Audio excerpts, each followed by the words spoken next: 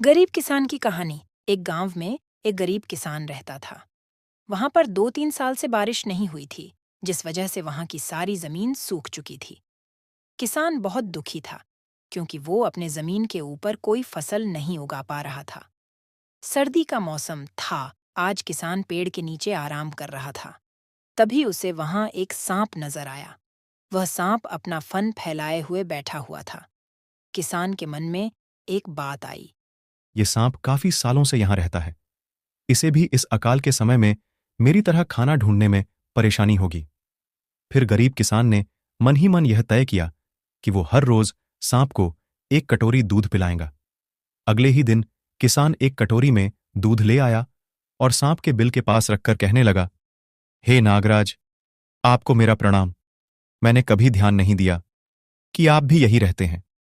सूखे की वजह से मैं तो परेशान हूं और मुझे लगता है आपको भी परेशानी हो रही होगी। इसलिए अब से मैं रोज आपको एक कटोरी दूध पिलाया करूंगा। ये बोलकर किसान ने वो कटोरी वहीं छोड़ दी और वहां से चला। अगले दिन सुबह जब वो कटोरी लेने वापस आया, तो उसने देखा कि कटोरी में कुछ चमक रहा है। किसान ने कटोरी को उठाकर देखा, तो उसके अंदर एक सोने का सिक्का था। फिर किसान हर रोज सांप को एक कटोरी दूध पिलाता और अगले दिन सुबह हर रोज उसे एक सोने का सिक्का मिलता। एक दिन किसान को किसी काम से शहर जाना था और उसने अपने बेटे को ये जिम्मेदारी सौंपी। उसने अपने बेटे को कहा, बेटा, ध्यान से एक कटोरी दूध सांप के बिल के पास रख देना। किसान के बेटे ने अपने पिता के कहे अनुसार एक कटोरी दूध सांप के बिल के पास रख दी। अगली सुबह उसे भी सोने का सिक्का मिला। उसके बेटे ने सोचा कि यह सांप तो बड़ा कंजूस है, जरूर उसके पास बहुत सारे सोने के सिक्के होंगे। लेकिन यह तो हर रोज बस एक ही सिक्का देता है। अगर मैं इसे मार दूं तो मैं इसके सारे सोने के सिक्के ले सकता हूँ। अगली शाम जब लड़का दूध देने के लिए गया, तो उसने सांप को देखते ही उस पर छड़ी से वार किया। मगर सांप भी सतर्क था। उसे छड़ी तो लगी, पर उसने किसान के बेटे को भी डंस लिया। सांप का विष बहुत ही जहरीला था। देखते ही देखते किसान के बेटे की मौत हो गई और जख्मी सांप अपने बिल में वापस चला गया। जब किसान वापस लौट कर आया, तो उसे अपने बेटे की मृत्यु के बारे में पता चला।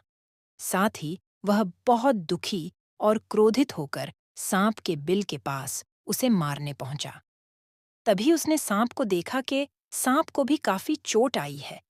उसे देखते ही वह समझ गया कि उसके बेटे ने सांप पर हमला किया होगा। वो समझ गया कि परिस्थिति ही कुछ ऐसी हो गई होगी कि सांप ने उसके बेटे को डसा होगा। उसने हाथ जोड़कर सांप से माफी मांगी और सांप से अपने बेटे को वापस लाने के लिए कहा।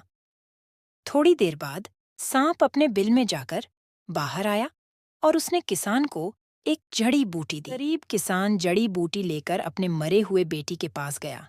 उसने उसके नाक के पास वो जड़ी बूटी रखी। थोड़ी देर बाद उसका बेटा खांसता हुआ उठ खड़ा हुआ। जिंदा होने के बाद किसान के बेटे को उसकी गलती का एहसास हुआ।